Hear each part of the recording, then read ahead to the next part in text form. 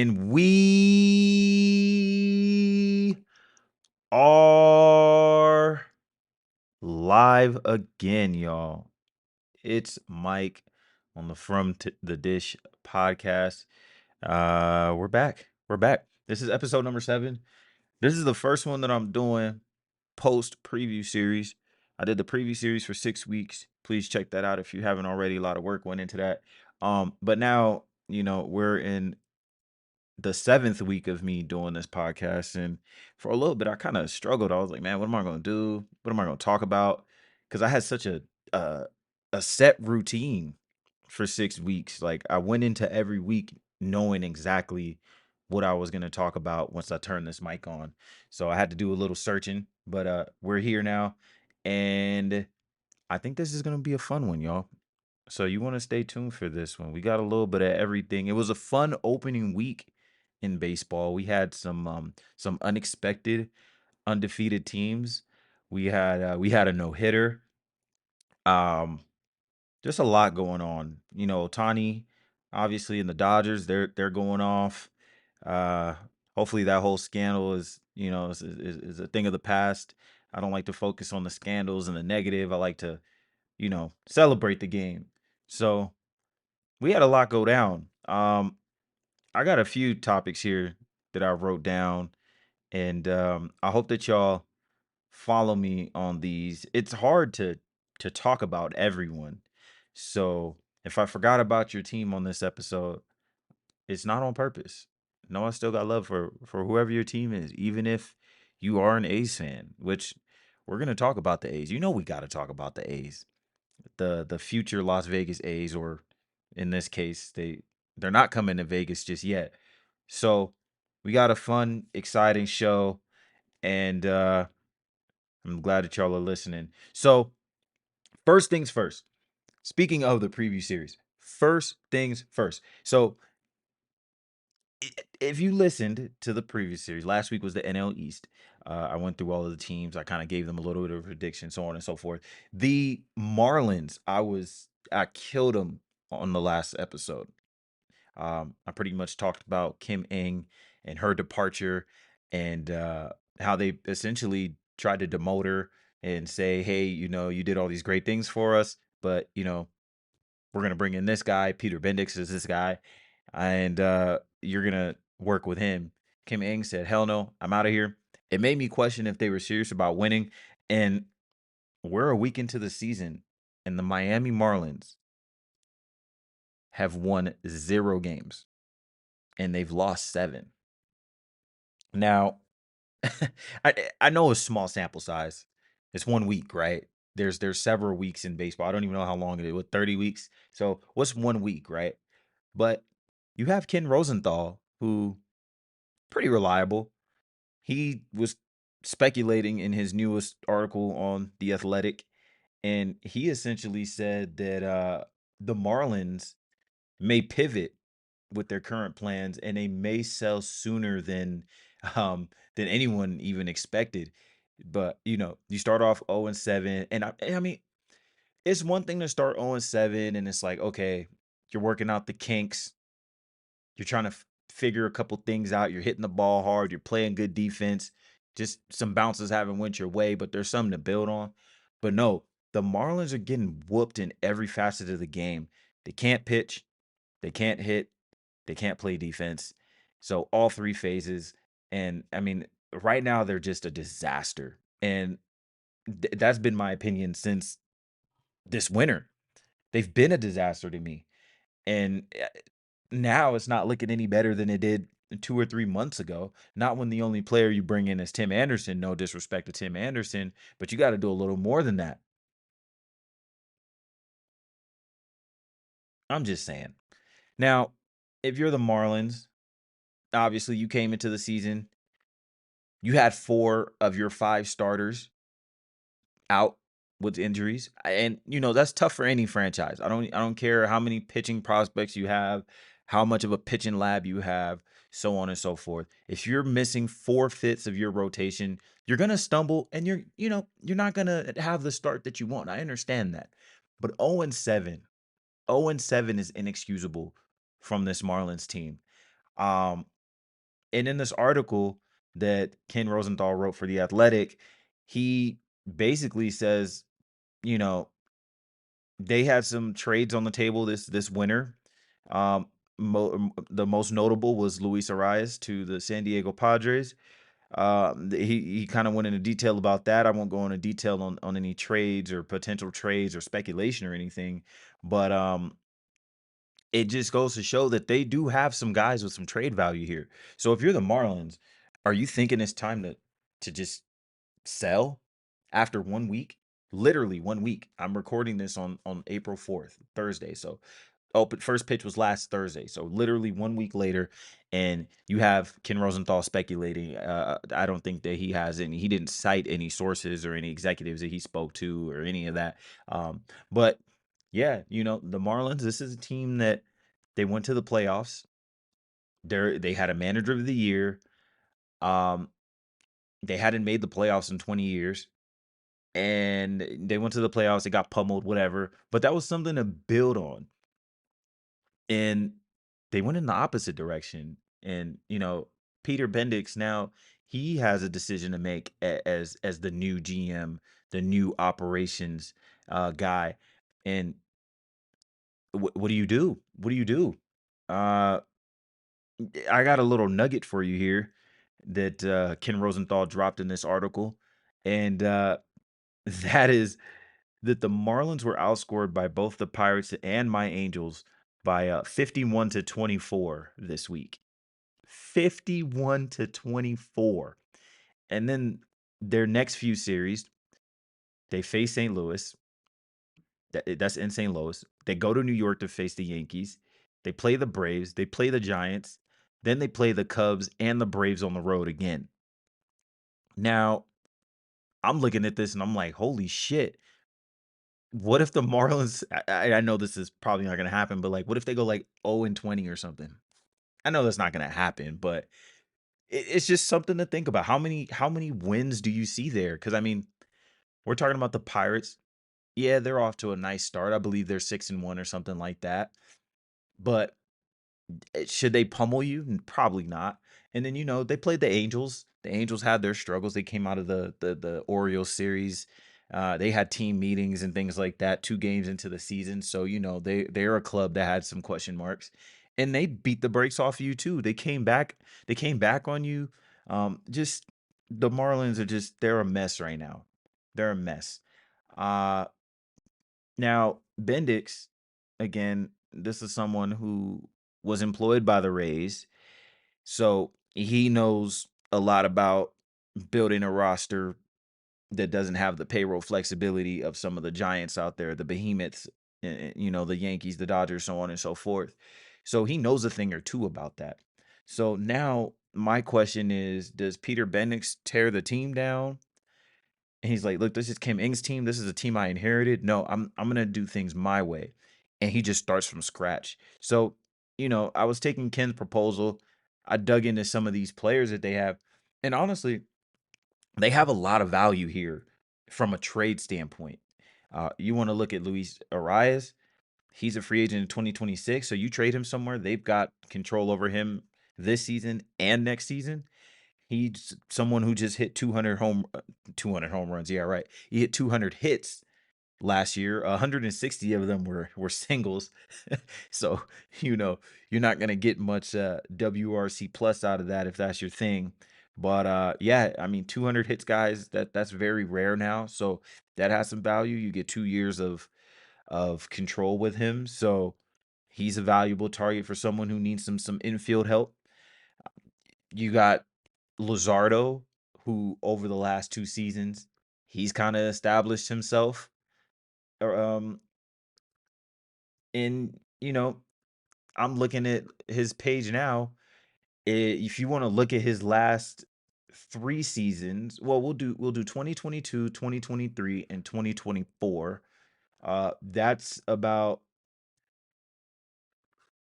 300 innings that we're looking at here, and that's 300 innings, nearly 300 innings of 3.5 ERA ball.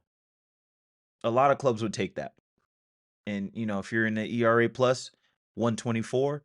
So that means he was 24% better than the league average when it comes to earn run average. So there's some value in that. And he's not a free agent until 2027. So you get this. How old is he? He's 26, so he's still young. You get him for 2 years. There's some value in that. You can trade him and get something. And then I was looking at Jazz Chisholm. He kind of aired some things out on a podcast. He was talking about the Marlins toxic clubhouse culture and veteran teammates and how his style and how he would wear his chains and all that. No one was approving of that, and he was kind of feeling like an outcast. So maybe the Marlins trade him and he gets a new change of scenery. And Josh Chisholm, he's not a free agent until 2027, and he's still just 26 years old himself. And this is someone who, I mean, I know Jazz Chisholm, he's got the talent, he's got the tools. He's just been banged up, especially last year. He had knee injuries, hamstring injuries, toe injuries, shoulder injuries. He was just battling all of 2023. So if you're a franchise, you get Jazz Chisholm, you acquire him via trade. You're thinking, hey, look, if we can keep him on the field for 140, 150 games, you can get a 25-25 guy. That has some value. So if you're the Marlins, I think you do have to look at all these possible options. If you want to look at other trade candidates, there's always Josh Bell. I think he's got a year left. Uh, Maybe even Avisel Garcia. I'm looking at him too.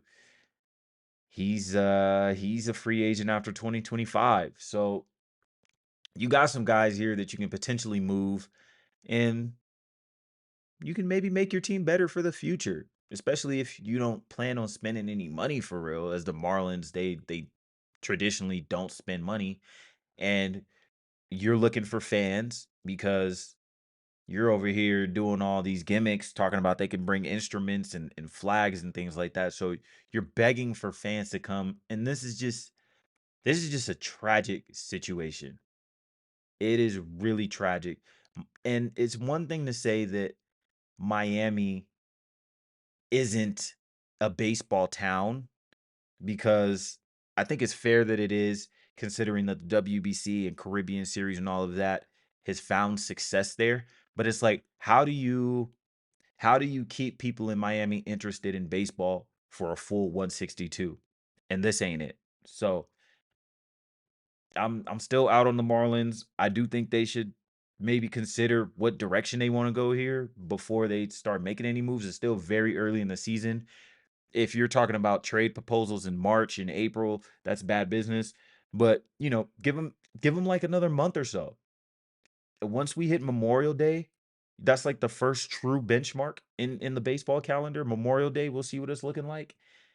And then once it's June, man, I mean, you kind of know what team you have. And 4th of July comes around and trade talks really ramp up, and by then you should already know what you're doing. So the Marlins, they still have time to right the ship, but it's got to happen fast, especially with this upcoming schedule, because that's brutal. It's going to be a bloodbath. I don't know how they come out of this, and good luck. Really, good luck, especially in that division. Good luck. Speaking of strong divisions, can't help but talk about the AL East. Got to talk about the AL East at least once a show, right? It feels like it. They're just so full of storylines. The AL East is, and in this particular situation, we're talking about the Orioles. Who would have guessed that the Orioles would be a headline team? Now, if you follow prospects and that kind of thing, then yeah, you understand they were on the way. This day was long coming, but man, we're talking about the Orioles a lot, and we're talking about them so much that we're even looking at their AAA team. And this box score from the AAA Norfolk Tides went viral in baseball Twitter the other night, and for good reason. The Norfolk Tides, the AAA affiliate of the Baltimore Orioles, who just won the AAA championship, by the way, they played here in Vegas, and their AAA box score for this game was crazy. This was a game on Wednesday night. Yes, this was Wednesday night, April 3rd. They put up, first of all, they put up 26.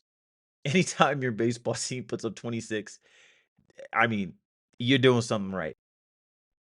And if you're the Knights, if someone tells you, "Hey, look, you're gonna go to the ballpark today, you're gonna put up 11 runs," you feel really good about yourself. You think you're gonna win that game. If you, I mean, come on, if you feel like you're not gonna win a game where you put up 11 runs, you're crazy. But they ended up getting blown out. In fact, the other team ended up putting twice as much as they did, and that team is the Tides, the AAA affiliate, man. And I mean, I'm looking at this box score. First of all, the one thing that like really stood out to me on this, besides the OPSs of these players, was Kjerstad. He had 10 RBIs. He was 5 for 7 with 10 RBIs. Uh, and I mean, it looks like everyone hit a home run. I'm looking at this box score: home run, Stowers, uh, Norby, Kjerstad, Burdick, everyone. I'm looking at total bases. Benuelos had 6, Burdick had 7, Stowers had 14, Kjerstad 13, Mayo 8. These numbers are just jumping off the page. And then I was looking at the OPS of these guys, the first 6 hitters of their lineup. First of all, if you have 6 elite hitters on your team, holy shit. But yeah, all of their OPSs are 1,000 or greater. Uh, which I would say, I mean, I get it. This was the 5th game of the season. Your stats, it's very hard to talk about stats this early in the season. But for 6 of your guys, uh, I'm looking at Kjerstad, his OPS is almost 2. This is ridiculous. This team is loaded. If you're an Orioles fan, there's no reason to not be excited about this team. This is the most exciting Orioles team probably, I don't know, in my lifetime, I would say at least. This is more exciting than those teams with Manny Machado and Adam Jones and all of that. They went to the playoffs and, they won some games. I believe they went to an ALCS. I may be wrong. We're talking about a decade ago now. But yeah, this team is scary. And then they get a new owner, and their new ownership group, the first thing that one of their owners does is he goes down to a bar near Camden Yards where the Orioles play, and he buys all the fans in the bar a beer. He's buying everyone a beer, and you just feel good right now. It's good vibes in Baltimore, and truthfully, I can't wait to go to the stadium. This seems like the perfect time to go. So I'm really excited to go see them in person. But yeah, man, this is a hell of a quote from their new owner, Rubenstein. On Wednesday, he said, "To own the Orioles is a great civic duty." He said, "I want the Baltimore community and Orioles fans everywhere to know that we'll work our hardest to deliver for you with professionalism, integrity, excellence, and a fierce desire to win games." That's a hell of a quote. If I'm an Orioles fan, that's exactly what I want to hear. And, these press conferences, it's easy to be enamored by them and fall in love with what ownership is telling you. But what it really comes down to is ownership gonna be about it? When it's time to open up that checkbook, are y'all gonna still have this same energy? Because you have a lot of young talent right now, and it's gonna cost you a lot to keep all of these guys. I'm pretty sure they're manipulating service time and things like that, especially with the Jackson holiday not starting on opening day type of thing. I'm sure they're structuring their future in a way to where they can kind of stagger payments so they don't have to pay everyone at once. Because all of these guys, I mean, th- we're projecting, of course, these are all very young men. They don't even have a year of service time, 2 years of service time, most of them. But if they keep going the way that they're projected to keep going, you're looking at multiple 9-figure guys. And how many times throughout the Orioles history have they given out 100 million plus to guys, 200 million plus to guys? They gave it to Chris Davis, and that didn't work out. So this is such a fascinating team. Um, there's it's just questions like with the new ownership group, are you gonna spend? Are you gonna trade some of your prospects because you have a lot of them? Some of them are gonna be there's gonna be log jams at certain positions. So which ones do you send out? Do you send some out to get a starter, a top of the line starter? Maybe get a year of a guy or maybe half of a season of a guy. Because the Orioles, I mean, they look great, but their rotation still needs another guy. And if they go out there and they trade I don't know, one of these guys, Mayo, Norby, whoever, take your pick, do they acquire a top starting pitcher? And what does that look like? And like I was saying earlier, do you extend your current stars? You got Hadley, you got Gunner, Jackson's gonna have to get paid. Rodriguez is gonna have to get paid. Uh, Great, like everyone, all these guys are due for paydays. Cedric Mullins, I'm sure his contract's expiring soon. You may want to keep him around. He's a veteran presence. I know you can replace him with some of these minor league guys, but he's a veteran leadership presence in your locker room. Do you want to lose that? Um, there's just so many decisions to make for this team, especially if they don't win now, because that seems like their goal right now in Baltimore is to win a championship this year. So, if you don't win one this year or next year, do you panic? Like, what does your future look like? And it's just a really fascinating team to follow. They're so fun to watch. They got a great stadium, passionate fans. They're young. This is definitely a team to watch over the next half decade or so. They should be a blast. Um, and they got a good series coming up this weekend, but I'll leave that for my last segment here. But yeah, good time to be an Orioles fan if you're an Orioles fan. You guys survived a lot of dark days with those 100 loss seasons. They were setting like franchise record losing seasons, 115 losses, stuff like that.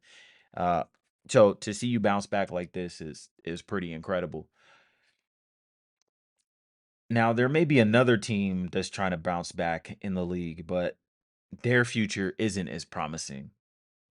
And that's the Oakland A's, or I'm sorry, the Sacramento A. I mean, I'm sorry, the Las Vegas. I'm sorry, just the A's, because if you haven't heard, the A's are planning on moving to Vegas. However, there's a lot of things that have to go right for them to finally move to the city. Especially, myself being the mayor here. I don't even know if I want the A's here, truthfully. What the hell are the A's going to give Vegas? They haven't given Oakland anything. This team, they should be ashamed. They should be ashamed, this ownership group. Now, look, listen. This ownership group, John Fisher and his affiliates, I don't know all of their names, but John Fisher, you're the face of this. And right now, I understand where you're coming from, boss. You're making a business decision. I understand that from an owner. The question here is, does John Fisher even care about the actual team? Because everything that he's done up to this point has shown that he doesn't care about this team. I think it's bigger than not just caring about Oakland. Yeah, he's struggled in Oakland. Oakland's a tough market. We've seen the Warriors leave, we've seen the Raiders leave. Now we're seeing the A's leave. It is a tough market to succeed in, especially when your team is probably the worst team of the last handful of years in the Oakland A's. Your attendance has been bottom of the barrel for decades. Even when you were a playoff team, your attendance was still mediocre. In fact, there's an entire movie with Brad Pitt in it that talks about how you didn't generate enough revenue and you had to figure out a way to build a team without making money and generating revenue and having fans come to the park and so on and so forth. The stadium was terrible. They tried to fix the Coliseum up. Taxpayers said hell no. John Fisher said hell no. Stadium stayed a dump. And tension just began to grow and it just kept growing and growing and growing. And it got to a point where it's just bursted. And The relationship is just it's unfixable, and if you're John Fisher, you have to leave. It's not gonna be pretty, but you kinda have to leave because you've burned the fans long enough, and any type of repairing this relationship with the fans is over with. That's just something that's not gonna happen, whether you were moving or not. So, can you build a winner somewhere else? Do you want to build a winner somewhere else if you're the A's? You had a press conference today, Thursday, the 4th, and John Fisher is over here talking about, yeah, we're moving to Sacramento. Mind you, they're going to be playing in Sacramento at a AAA stadium for the River Cats. That's the Giants minor league affiliate. Stadium sits about 14,000. And he kind of used that to his benefit, John Fisher. He was like, "Oh yeah, we're gonna play in front of the most intimate venue in Major League Baseball." Like, okay, like I'm all for an intimate venue, but you're a major league team. What are you talking about right now? I don't even know if they're gonna fill up the stadium of 14,000. And then another thing is too, you're going to this Sacramento stadium. Why, when you have a stadium here in Vegas for your minor league affiliate?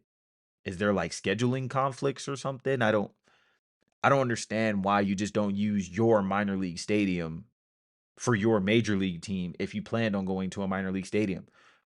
Are you trying to stay in the vicinity of the Bay Area so A's fans come and see you? Because A's fans don't want to see you. They're in fact they're doing the opposite. They're boycotting you. They're telling you we don't want to give you your money. Screw you. So to like I just don't understand the strategy here. Like I see the vision, like I see John Fisher's end goal. He ultimately wants to have a more profitable team. I get that. But this isn't how you do it.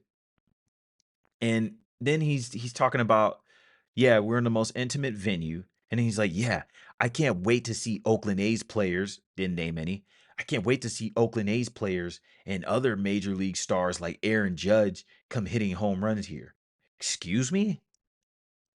You just said that you can't wait to see another team hit home runs against you?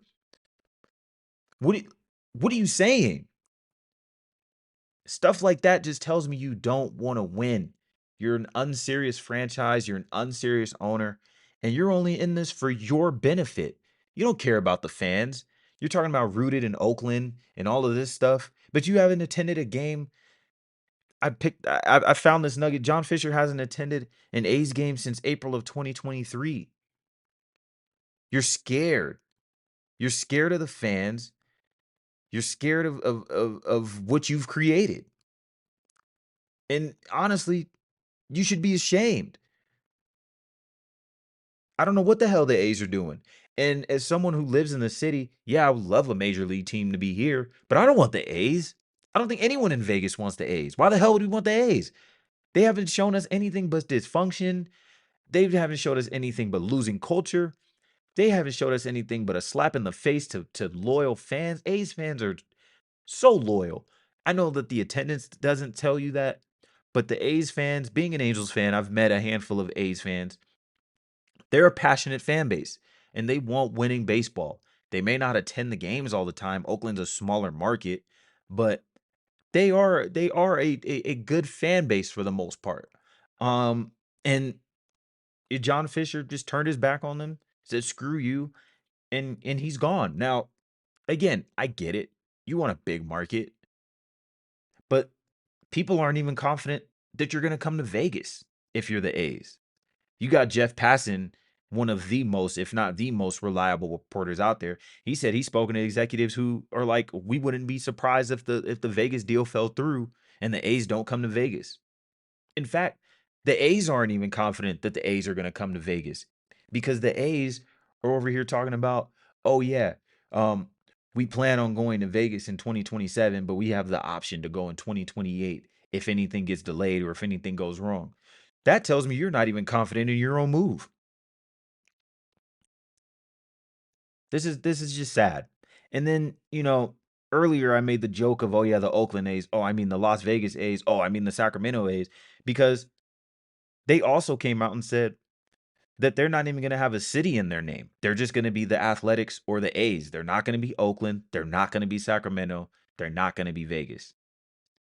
They're just the A's. So what does your merch look like? Because you want to make money, right? So what does your merch look like? What is your what does your TV deal look like? Because what's your TV revenue going to be like now? This is a minor league stadium, so I've watched minor league games. Minor league games don't have the camera capacity that major league teams do. So are we going to be watching the A's but just in minor league form? That's embarrassing. Your broadcast is going to be a minor league broadcast now as a major league team. I just I don't know, man. This team just everything about this move is disgusting. Everything about the culture and the messaging that they've sent to the fans and to Major League Baseball in general is pathetic. Rob Manfred, commissioner of baseball, how you haven't done anything is crazy. And I honestly, I feel bad for A's fans. I feel bad for MLB fans in general because this is just yet another stain on the game. And this is a sport that is desperately fighting in this growing media market, especially amongst the four major sports. You have NHL surpassing MLB right now in regular viewership. So MLB has officially fallen to fourth. You're in fourth place right now. This is not how you get back to getting on TV screens. No one talks about baseball. Right now, people are talking about women's college basketball. And, that's not a shot at women's college basketball. I'm sure it's in great hands right now. But if you're Major League Baseball, you're thinking we should be bigger than women's college basketball. But no, you've got Caitlin Clark stealing MLB headlines. So if you're the league, you know, you got to stay in people's good graces and stop putting stains on the brand, cuz right now the MLB brand is just it's tainted, it stinks, and this is just another blemish on it. And I think that Rob Manfred, commissioner, you should be ashamed. I think John Fisher and his ownership group, you should all be ashamed. And you know, Sacramento River Cats, I'm not going to say you should be ashamed, but even their owner came out today and he was saying, "Yeah, we can't wait to see Zach Geloff and other stars." At least he said an A though. He said Zach Geloff. That's more than John Fisher did. But he was also saying he wanted to see other stars hit home runs in there.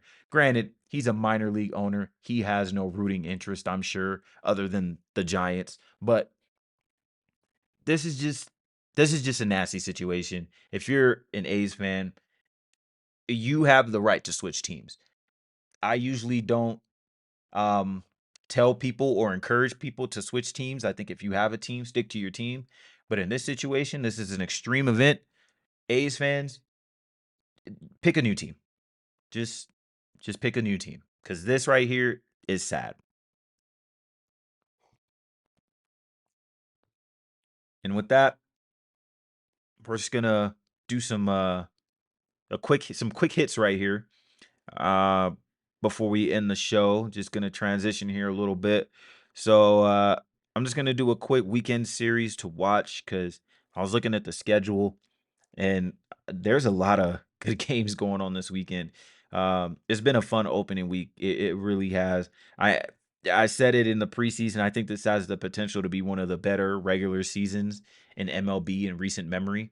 And so far, it's lived up to that. I hope the season continues to live up to it because more and more people are saying that MLB regular season is pretty much irrelevant, doesn't matter, is not fun, so on and so forth. So I'm really hoping that this season continues the momentum it has. And this weekend should continue that because it's a fun weekend. Um, Again, I'm going to start with the Orioles. The Orioles and the Pirates, they have a weekend series. They've got a 3-game set. The Pirates are, they're going to play their first playoff team. They played the Marlins, they played the Nationals. They did what they had to do. They went 6-1, I believe. The Pirates did. They were undefeated for a while.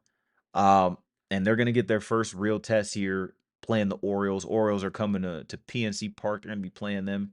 Um, the Orioles are off to a pretty good start.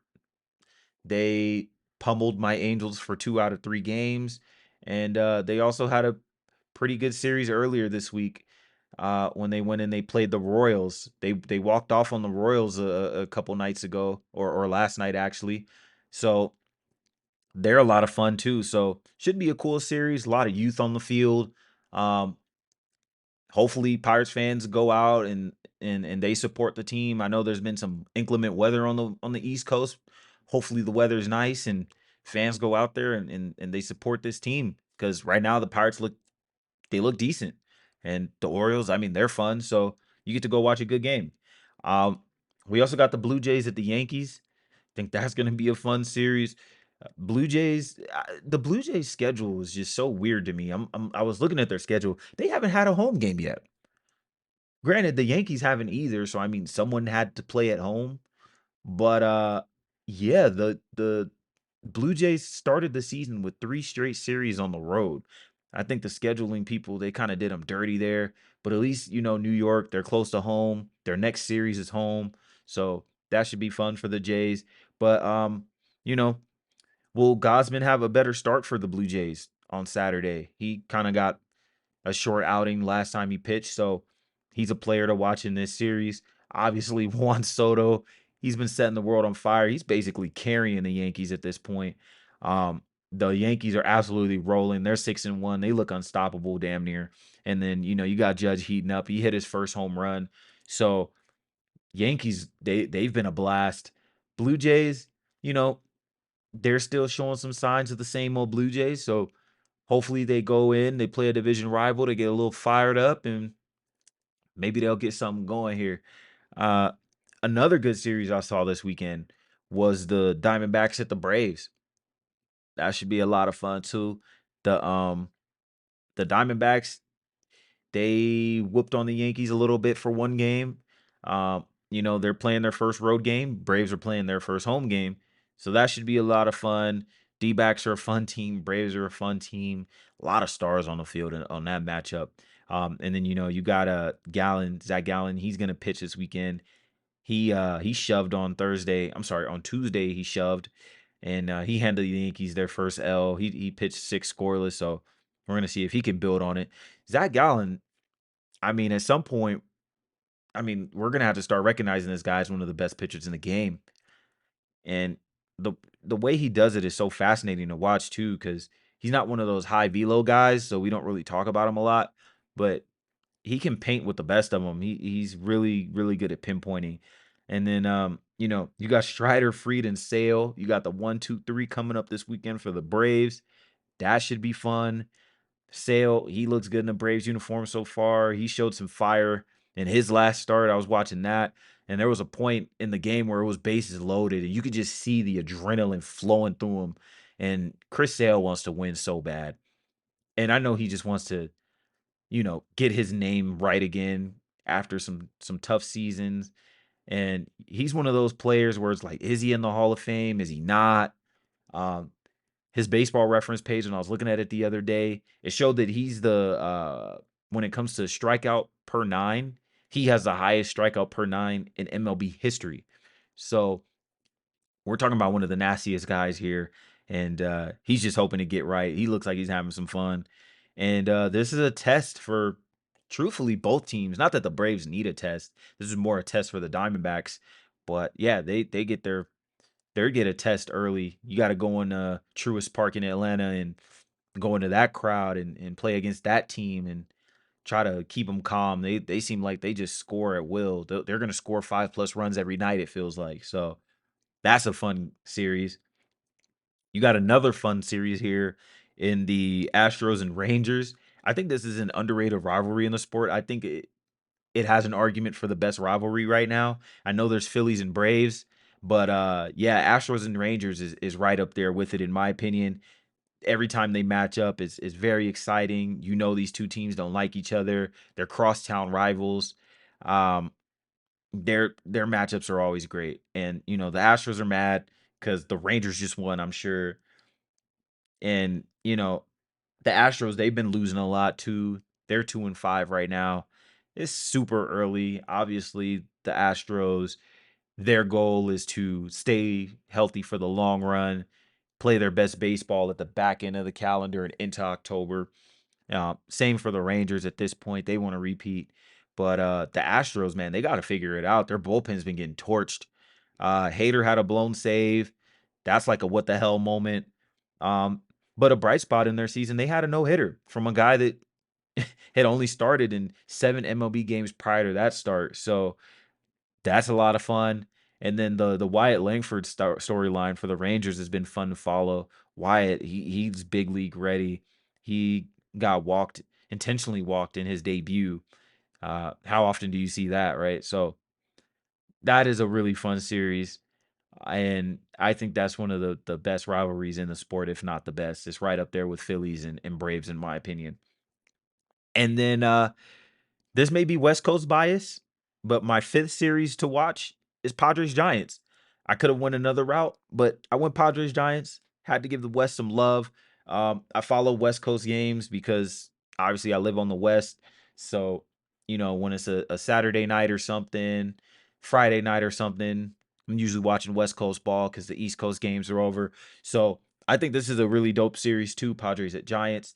You got two teams in the same division, same state, little West Coast ball. You get Cease versus Hicks. That's on Friday. Cease versus Hicks. That should be a lot of fun. Um, it's got a 1:35 start time though, which is kind of a head scratcher, but you know, hey, it is what it is. And then you got Webb pitching on Sunday. He's hoping for a bounce back start for San Francisco. And Jung Hoo Lee, he's been looking good. He's a player to watch, of course. He came over from Asia, and he's been someone that's fun to watch. We got to see if he's worth that contract. He got 100 M's. I really, really like watching Jung Hoo Lee though when he's at the plate. Um, we always question if these guys are going to come over and these international players are going to come over and if it's going to translate. But Jung Hoo Lee, he looks like he's going to be a major leaguer. He's got some plate discipline. I really like the way that he swings the bat. His bat to ball skills are really dope. He's not going to strike out a lot. He's not going to walk a lot. He's going to put the ball in play. His stats indicate that from his professional career in Asia, and I'm sure we're going to see the same here. He's got 3 walks to 4 strikeouts in this young season. And the only question though is like, what's up with his extra base hits? He's only got one extra base hit, and it's a home run. Other than that, it's all singles. So just want to see if he can start generating some more power, maybe getting some launch on some of these hits. You've got Triples Alley in San Francisco. That might be a lot of fun to see him run the bases. He's not like a speedster or anything, but he's a fun guy to watch run around the bag. So um and the Padres, of course, Dylan Cease. We're gonna see him pitch again. We're gonna see what he's got. Tatis, he's been fun to watch. Uh, so yeah, that's another fun series. So that's what we're gonna be watching going into the weekend. We got another one of these shows coming up next week. Again, we drop these every week, and that's gonna do it, man. It's your boy Mike. This is the From the Dish podcast. Share it with all your friends. Socials are From the Dish, at From the Dish on everything, Twitter, Instagram, YouTube, whatever you use. And yeah, just stay tuned. We got a lot coming out, blog posts, more podcasts, the whole nine. So stay tuned. I'm very excited. I hope y'all are too. And enjoy y'all day. Enjoy the weekend, man. We got some baseball, baby.